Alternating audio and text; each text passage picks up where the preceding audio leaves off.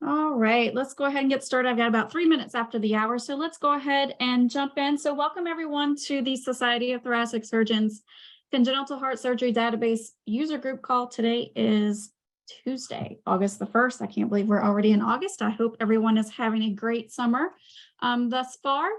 For the agenda today, just got a brief STS update, and then I'll turn things over to Chastity and Leslie for our data manager education, continuing with our version upgrade education. And then as usual, we'll finish things with Q&A.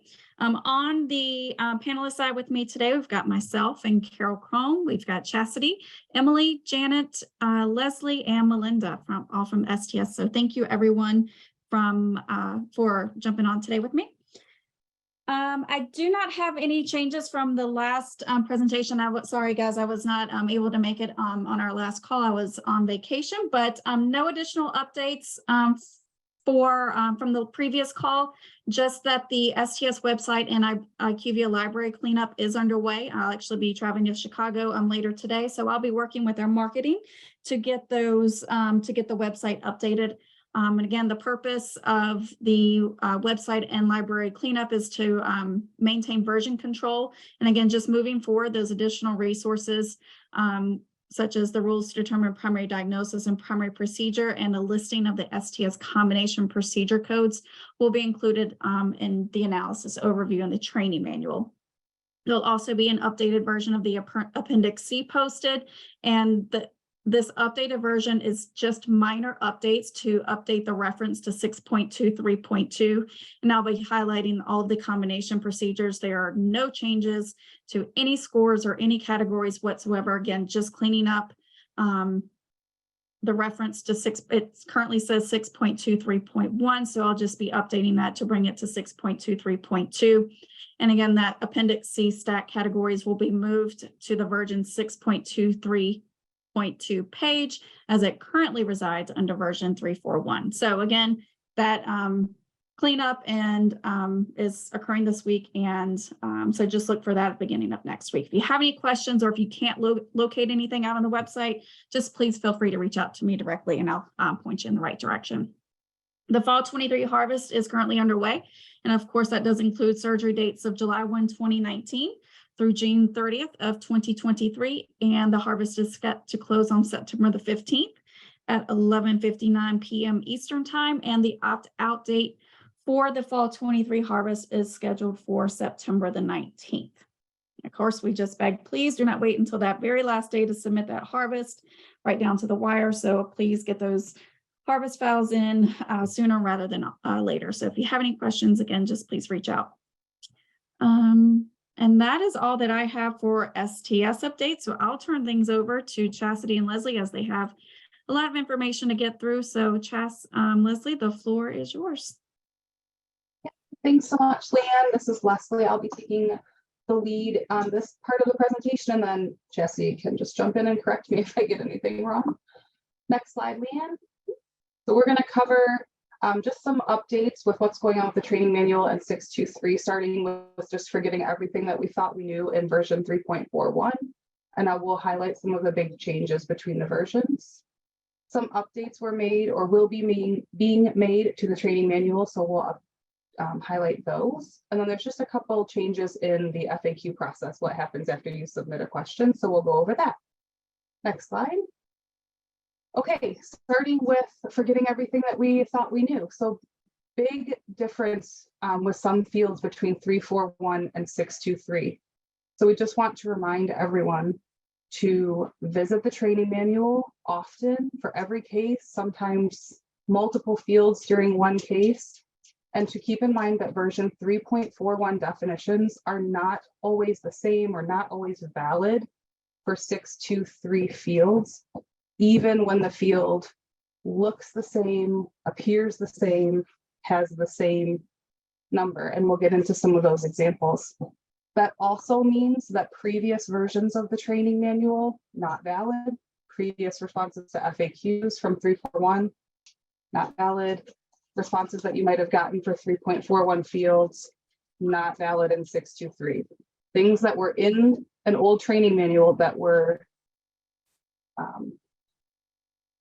what we wanted to keep were moved over to 623. So 623, that training manual is the current definitions. That is the source document to be using. Something to keep in mind that you might have admissions that span across both versions. So you might have a case from June, same admission for your patient has another case in July. When you're filling out those fields, you are going to be using different definitions based on the event version. That also might be the case for a patient who turns 18 during their admission. You'll have a certain set of fields that you fill out for one event, and then they turn 18, and now you have different fields to submit for that second event. Of course, we encourage everyone to collect every single field to the best of your ability, but remember that only the index operation is analyzed.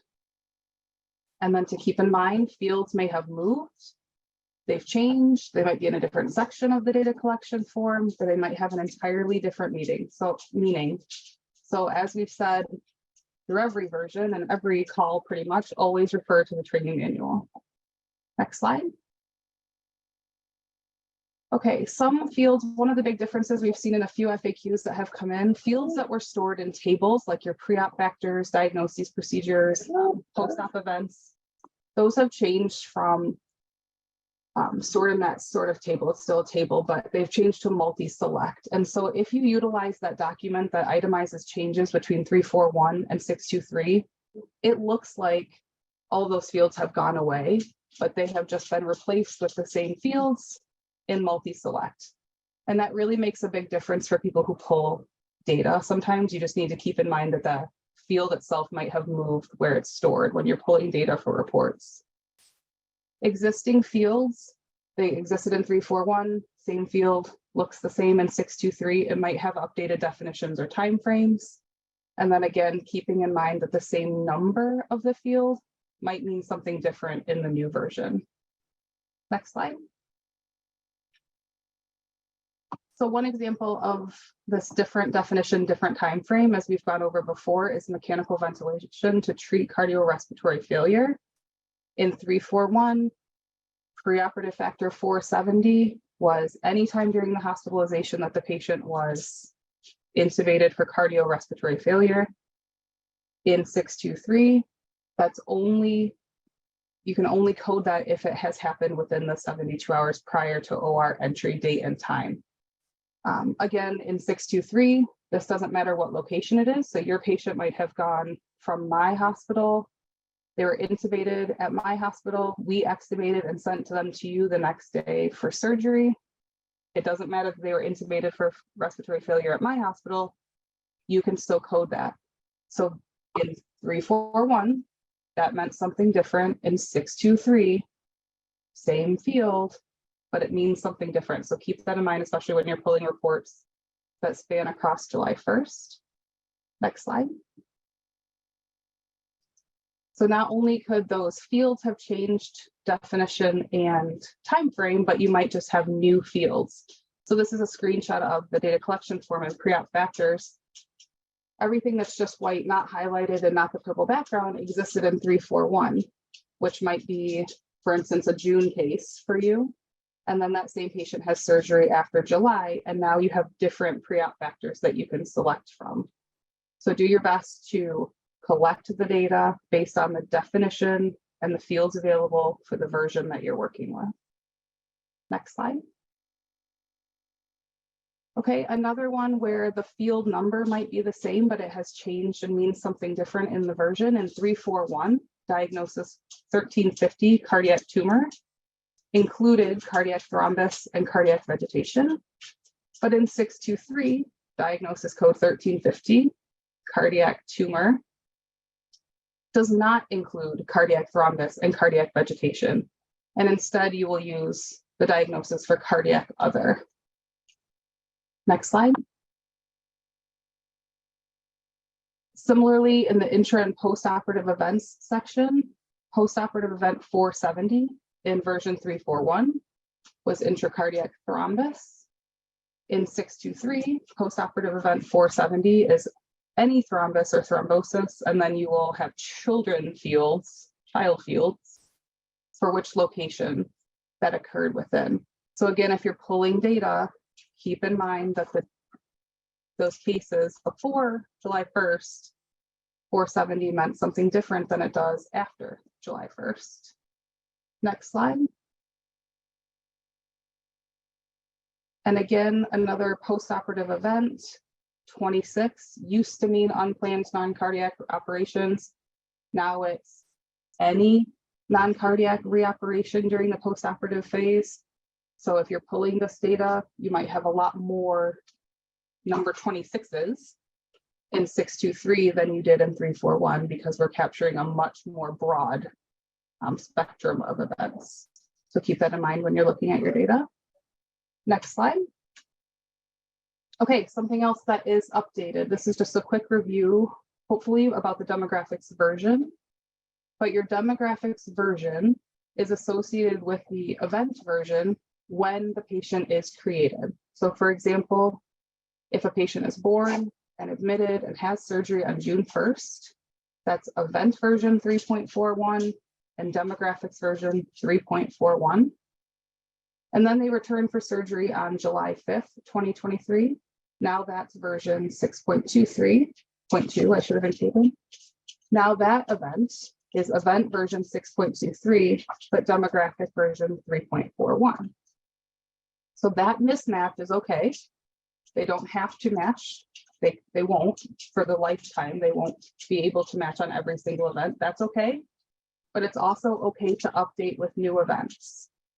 There's not a penalty for not updating. There's not a penalty if you do update, so long as it's at least after version 3.0. That's an old requirement, but otherwise you do not have to update to make those match. It's okay to leave your demographics version as it was. Next slide. However, keep in mind that some fields, demographic fields, are associated with the version number. So for example, in version 3.41, there were 8 different pregnancy-related complications that you could choose to code. And in version 623, there are 11. So if you update your demographic version, which you can do, you then also can update your pregnancy-related complications. I personally am a box checker. I like to have as much detail and as many boxes as I can completed. So I like to go in, update the demographics version, fill in any new or updated information that I have, and save that going forward. But again, it's not required. Just keep in mind that there are differences with demographic fields based on the version. Next slide. Another field that is attached to the demographics version is the fundamental diagnosis. And the fundamental diagnosis list is based off the event version demographic list. So if you have a patient who has a demographic version in 341 and they're back for surgery in 623, and you want to include a more descriptive fundamental diagnosis like HLHS, aortic atresia, mitral atresia, you have to update the demographics version to have access to those new diagnoses. Again, that's your choice. You do not have to do that, but if you do, that's one of the changes that you will see. Okay, next slide. Okay, changes to the training manual. One of our very keen-eyed data managers brought to our attention that for platelet count for patients who are greater than 6,575 days, the unit that we're asking for, thousands per cubic milliliter, doesn't match up with the low and high value that is put in the specs. You'll see the low and high value here is 1,000 to 900,000. Next slide. I just put that again here on the left, but included the coding instructions. So this is an example from my hospital of how our platelets are displayed. And I just note, like, I read that and I think 78,000. So that fits within the high and low value. but it doesn't match up for the unit that the data collection form is asking for. So we can't change the low and high value because that's programmed into the specs and into your software more than likely. And so what we're going to do is update and provide extra guidance in the description and coding instructions for how to enter this information. So it is asking for, like, I would enter 78,000, not 78 thousands per cubic milliliter. I hope that makes sense. We will be, that's not updated yet, but we will put more information in the training manual. Next slide.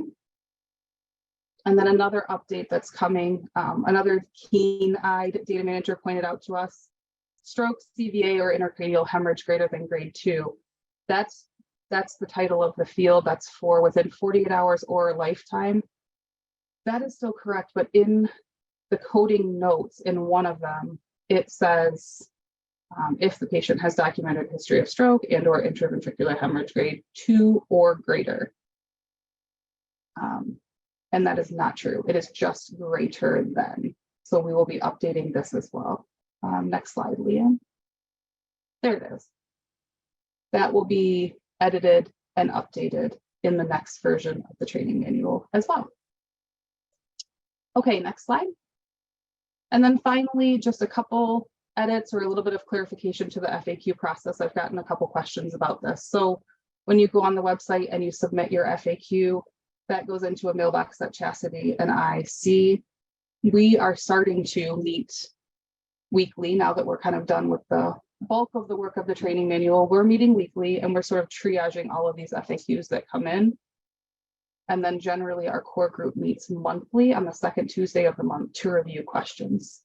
Next slide, Leanne.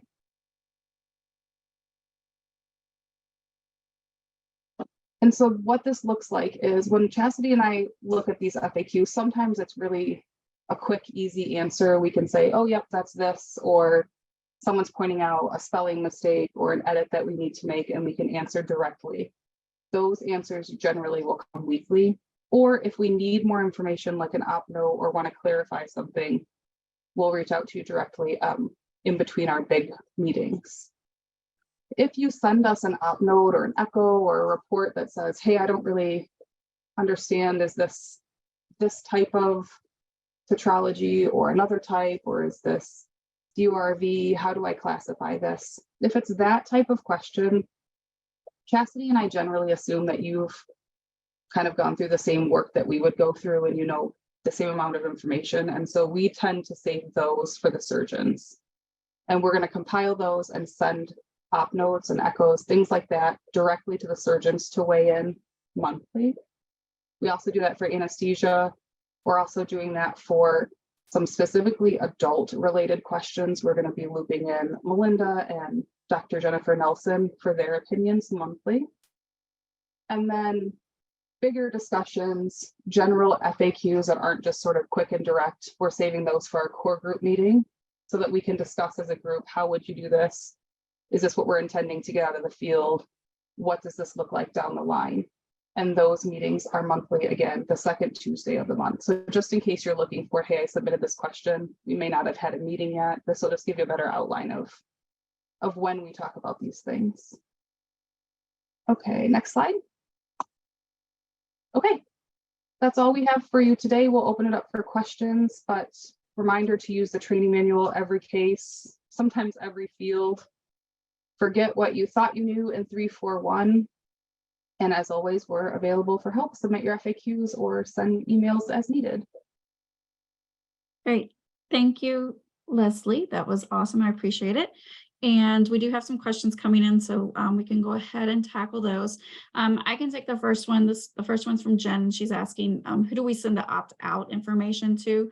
There's an opt-out form located out on the STS website. And actually, while I was looking this up just a second ago, on the data collection resources page, and I'm glad you asked this question because there's a link under the harvest deadlines. Actually, this is for ACSD, but once you asked this question, I went and checked, and under the CHSD harvest deadlines, the link to the opt-out form is not there. Ideally, it would be found here under CHSD harvest deadline. So I'm going to reach out to our marketing team and have them add the same information that's located under the ACSD harvest deadlines, the link to the harvest opt-out form. I'm going to have them update the website and make sure that link is located out under our CHSD harvest deadlines, and it will be located here. And you just click on that link and it brings you to an opt-out form, and you just complete that, and then it will be sent to us directly. So, and that's, again, that's only if you choose to opt out of the fall 23 harvest. Our next question, Heather, so could I please get an update on STS 9559, which was sent on 7/11? MTDB discharge stat and MT365 stat not showing on the MVR. I know IQVIA housed this and they are addressing it. We did get an update from them on Friday, so let me look at that information and I'll email you directly, Heather, on when that fix is being rolled out. I can't remember the exact date as we're right here on the webinar, but let me pull up the slides from our meeting with them last week and I will get that to you. But they are aware of it, they are working on it, and that fix is going to be rolled out before the harvest close, so within the coming weeks. So I'll get back to you with the exact weekend that's going to be included in a release. Our next question from Kathy, Chastity, and Leslie: can surgeries performed by non-clinical surgeon, oops, where did it go? Can surgeries performed by a non-clinical surgeon with a congenital surgeon, visitor, or in-house as an assistant still be entered into the database? Yes, if your congenital surgeon is on your contract, you can submit cases under that surgeon to the database. Mhm. But the non-congenital surgeon, whether visitor or in-house, would not be the primary surgeon on the case, if that makes sense.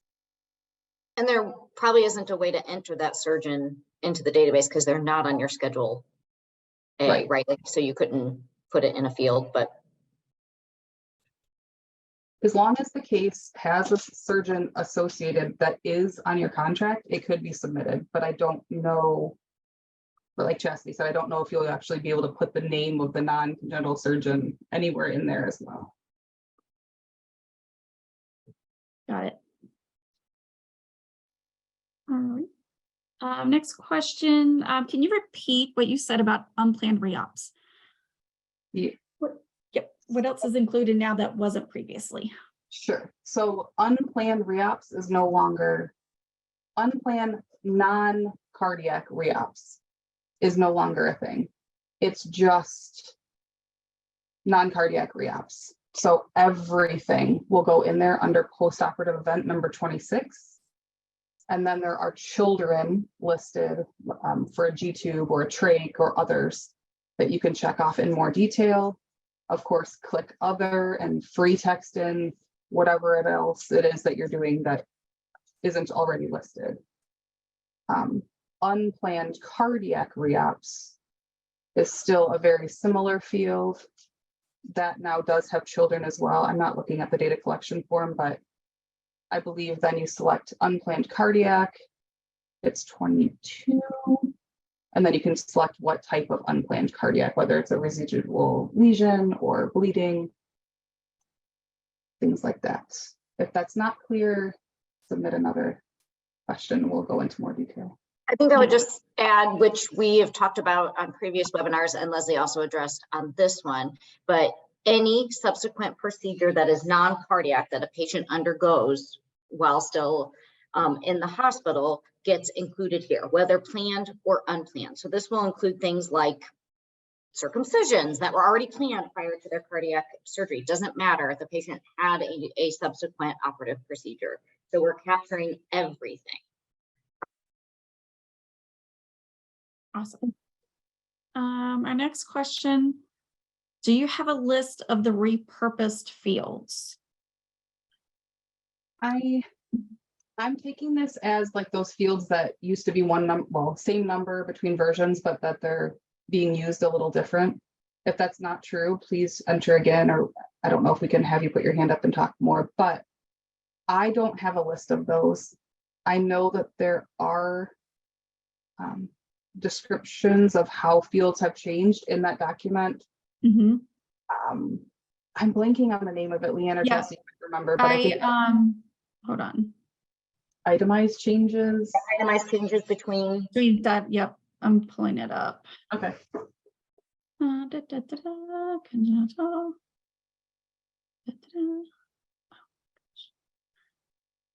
Access data collection resources. So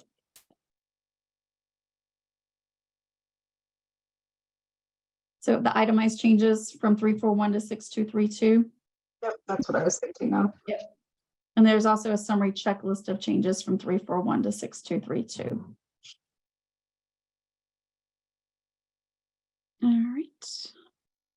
And let's see, there's a from Amy, platelets in pre-op lab and platelets during after CPB are asked for in different units as well, if that's also to be addressed.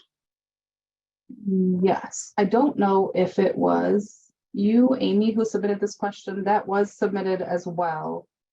There are, if I'm thinking of the same thing, there is post-operative blood product usage that asks for units, and then there's another field that asks for milliliters. That was addressed in the planning. That's an adult specific inconsistency, I guess is the way to put it. It was discussed and it is as intended right now. and same with the lab values for, because remember the lab values under perfusion in the congenital side have units in a specific way, whereas the lab units coming over in the adult fields, we're responding to those based on the utilizing the existing adult definitions. And so that's why you see them having two different units in different parts of the database. Right. Thank you. Can I make a comment about the non-congenital or non-cardiac surgeon? This is Janet. Because only your surgeon goes, if your software allows you to put a co-surgeon or a first assistant in, since those fields are not submitted for harvest, you can use them however you choose, basically. Janet, are those specific to your software vendor? Right, those would be, if your software vendor has those fields available, you would be able to utilize them to put other information in that is not submitted. I was just trying to help out the person who had that other question. Thank you, Janet. All right, from Kelly, I noticed the last FAQ I submitted, I did not receive an email reply that the FAQ had been received. Is that new? You should receive a confirmation that there hasn't been any change in how the submission works, so you should have received a confirmation, Kelly, that your question was submitted. If you'd like, you could follow up with Chastity and Leslie directly to see if they received your question. But yeah, you should receive a confirmation that your question was submitted. Have the audit notices gone out? If not, when can we expect these? I don't know if Emily is still on, if she wanted to tackle that one, but I can tackle it if she's. Oh, go ahead, Emily. Yes, they have gone out. And it is underway. If you haven't heard from me and you are still, you just want to double check, you can email me at econrad@sts.org. And I'll put my email in the chat here. Oh, thanks, Emily. Chastity, Leslie, here's a question from Colleen. Can you please expand on only index operations are analyzed? We often have patients that undergo multiple operations. Is their first operation the only one that is analyzed? Do subsequent surgeries impact any additional tables on the risk adjusted report? Yes, and I think this is a kind of a difficult concept and probably something we should put in a slide. Only the index operation is analyzed. It is not the first operation necessarily, but index is defined as the first CPB cardiovascular or no CPB cardiovascular operation of the episode of care. So it is that index operation that will then be analyzed. However, subsequent cardiac operations, so again, op types, CPB cardiovascular and no CPB cardiovascular, do get included in the mortality questions have to be completed, and they are factored into the mortality analysis. Leslie, what else do you have to say? Because you might be able to even say this a better way than I just did. I think that is a good way to say it. There, just also keep in mind that the risk adjusted reports, not all of those tables have the same inclusion and exclusion criteria. And some fields like postoperative events, you can put postoperative events on the event that it's closest related to, if you know that. But know that all of those events are then associated with the index operation. And some postoperative events are reported in risk adjusted reports. So yes, only the index is analyzed, and we kind of use that a little freeing, but like the primary procedure of your index operation is kind of what everything gets attributed to, but everything you enter could have an impact on what is reported, just depending on which reports those are. I Thank you. hope that helps. And our next question from Amy. In regards to non. Hey, Leanne, I think this needs to be submitted to the core group, Okay, especially good. because it's coming from the 341 specs as well. Okay. So this is a specific question related to how you're doing a case. Let's take this and let the core Perfect. group discuss. Yeah. Thank you. I hadn't had a chance to read it, so thank you very much. Question next. If a single ventricle baby has a hybrid first and then remains in the hospital to the Norwood, what is the index of? I don't know if you guys. If the hybrid op type is CPB cardiovascular or no CPB cardiovascular, then it would be the hybrid and not the Norwood.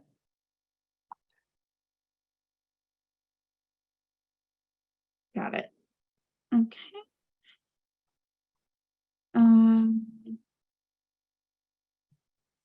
Let's see here. I'm not seeing any additional questions.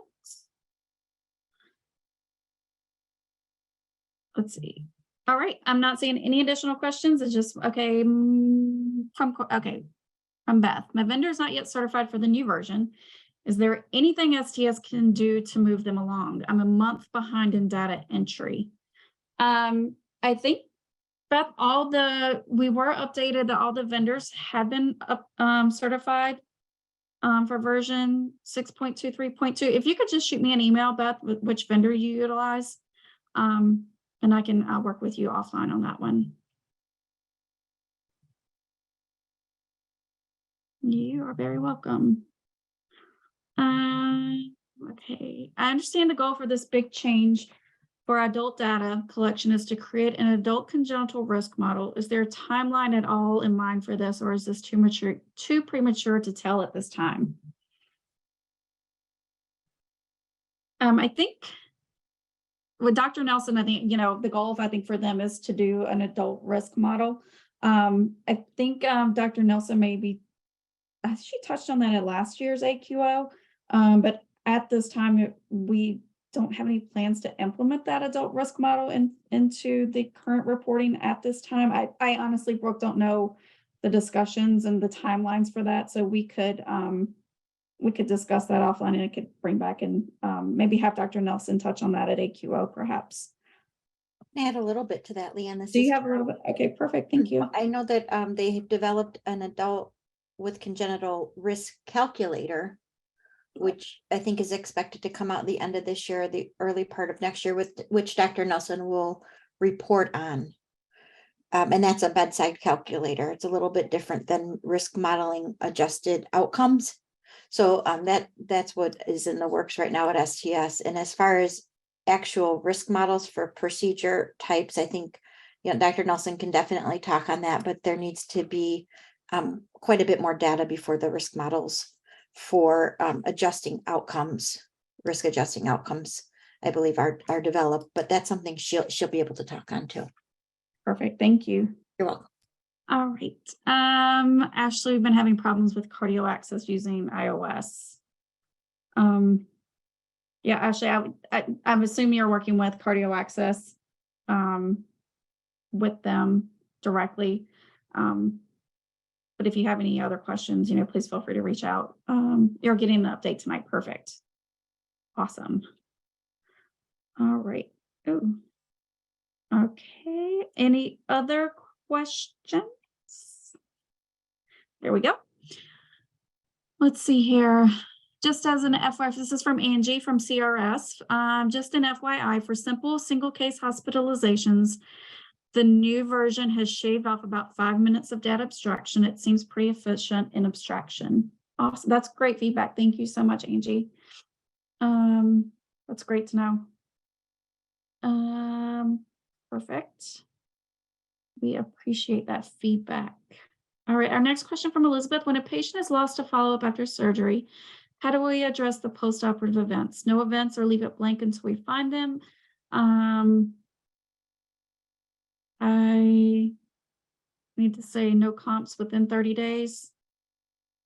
I think it means I used to say I used to say, okay, thank no you. comps within 30 days, got and it. now that's gone. I used to say, yeah. Leslie, did you want to answer? I'm sorry. No, I was just going to say that you cannot answer yes or no to a question if you don't actually know the answer. So any of the major events and I mean, you do know for your hospital stay if the patient had any post-op events, correct?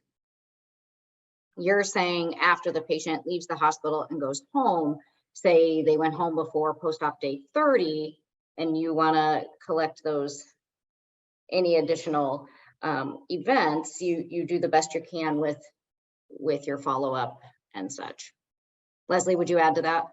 no, I agree. That's all you can do. I mean, hopefully you have very few patients that are truly lost to follow up within, that 30 day, but that's what I would do. I mean, if you don't, you do the best you can.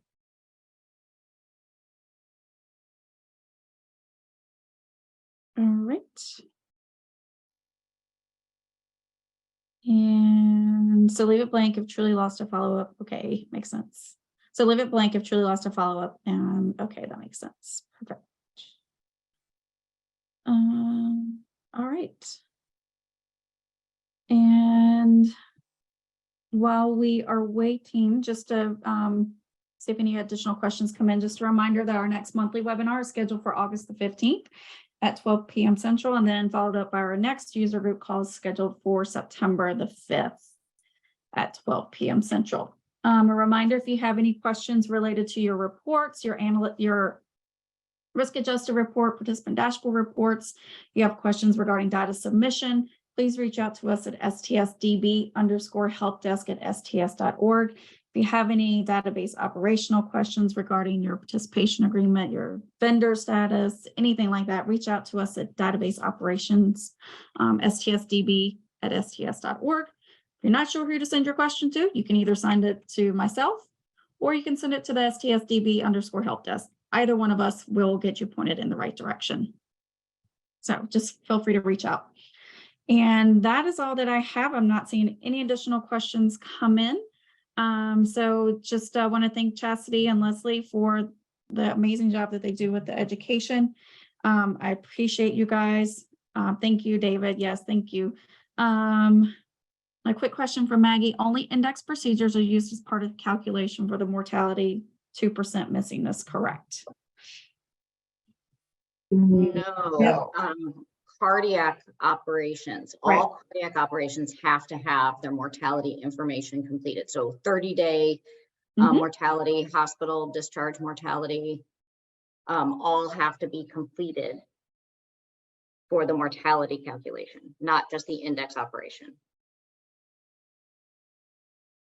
And real quick, back to when we were asking the questions about the complication or the post-operative events and whether or not they're lost to follow-up, I would still answer to the best of your ability everything that happened within your hospital and anything you do know until they're lost to follow-up. You don't have to leave it blank. Mhm. just because they eventually are lost to follow up. I would still answer it for everything that you know that occurred in your hospital. And of course, as far, until they're lost to follow up, that fits within the range for those major post-op events.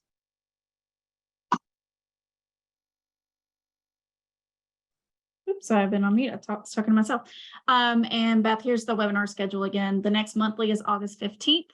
And the next user group is September 5th. You're welcome, Beth. And then, so Maggie, I guess my question really is, are re-ops included in the mortality calculations? Yes. So look at it, think of it this way, Maggie, maybe an example will explain this better. So your patient comes in, they have their initial VSD repair, that's their index operation. They hang out with you for a few weeks, and on post-op day 30, they go to the OR. Let's make it further than that. 3 months later, post-op day 90, they end up going to the OR and get a pacemaker placed. So that's going to be op type, no CPB, cardiovascular. Then the patient goes home, and let's say they go home within 2 days of getting that permanent pacemaker placed. So now they're over 90 days out from their index operation. However, they died within 2 days of a cardiac operation. It doesn't matter that that cardiac operation is not the index operation. They died within 2 days of a cardiac operation. Therefore, there will be a mortality for this patient assigned back to that index operation.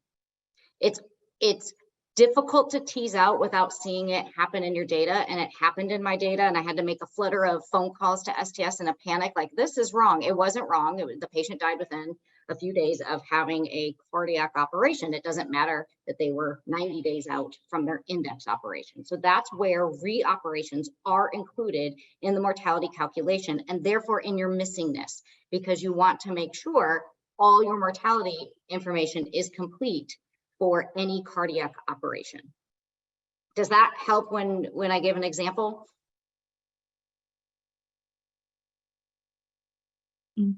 It's hard to visualize without a visualization. Yeah. It helped me. And if it hadn't happened to me, I probably would be sitting here saying, what? But it happened to me, and it was just kind of an odd way that I thought the data was being done. However, it's spelled out in the report overview. You just don't kind of realize that that's what it's saying until your data gets analyzed that way.